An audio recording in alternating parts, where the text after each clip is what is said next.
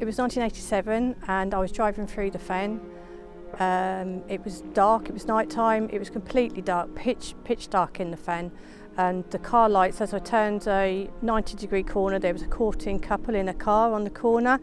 We turned the corner and the lights shone on a straight bit of road, and there was this creature in the road hunched up over a fox which was alive.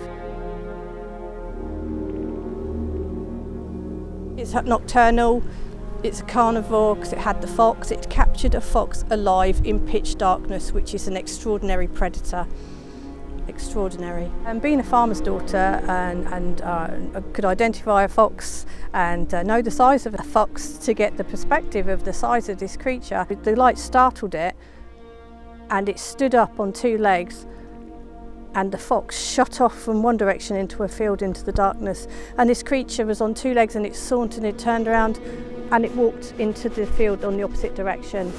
Had dark hair, had long hair, and it was as tall as a man. A primate, a carnivore like a baboon with pronounced carnivorous teeth. Yeah, very scary.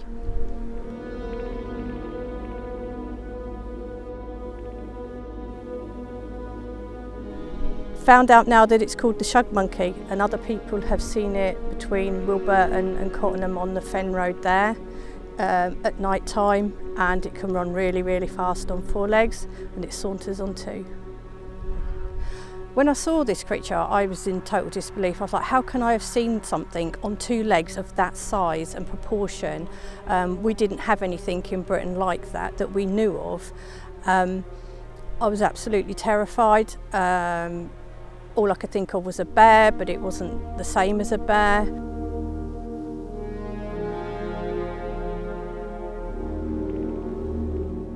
So this is Sutton Goal. Here was a car in this lay-by here, a courting couple were in their car here, and just as the lights turned this sharp corner here,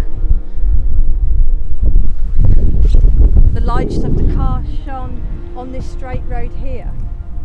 But just before where that sign was where there was this creature in the road, bent over, looked like I think he was about to eat the fox. The fox shot to the left and the shug monkey turned and sauntered to the right. As it turned in the lights of the car, I could see its fur was about that long, and there was this, you could see it in the car light, the length of the fur, and it's dark on this creature. But it was as big as a man, muscular build, and a master predator to catch a fox alive at night.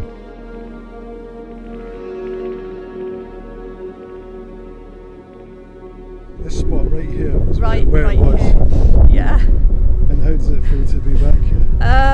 Yeah, a bit nervous, a bit scary, and after all these years it's surreal, but good, because I've come to have a look again and yeah, try and make peace with what I saw, really. Yeah.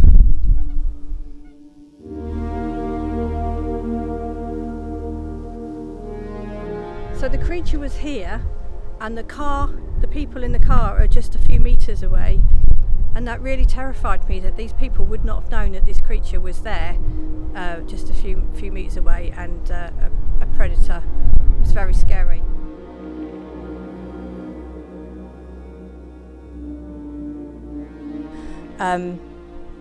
I spoke to a couple of people that I knew over the next few days, and they just laughed at me and said, oh yeah, you've been drinking, kind of thing. And I was like, no, I hadn't had any drink, and I felt ridiculed, so I decided then not to say anything more.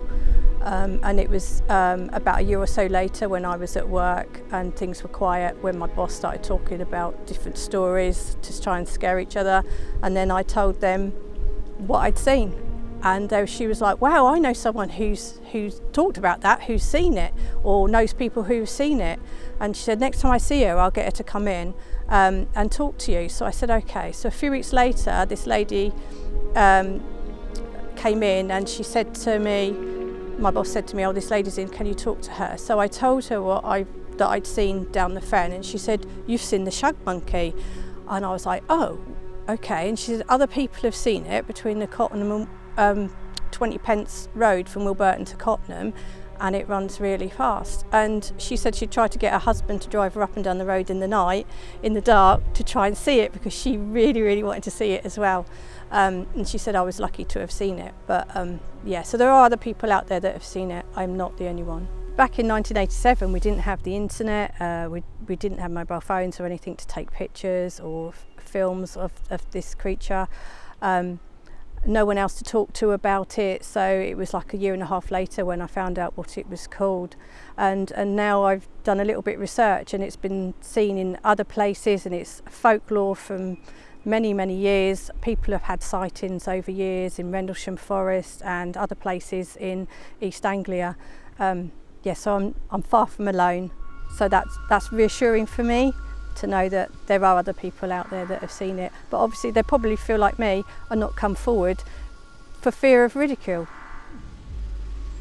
It is lonely because you don't want to talk about it for fear of ridicule.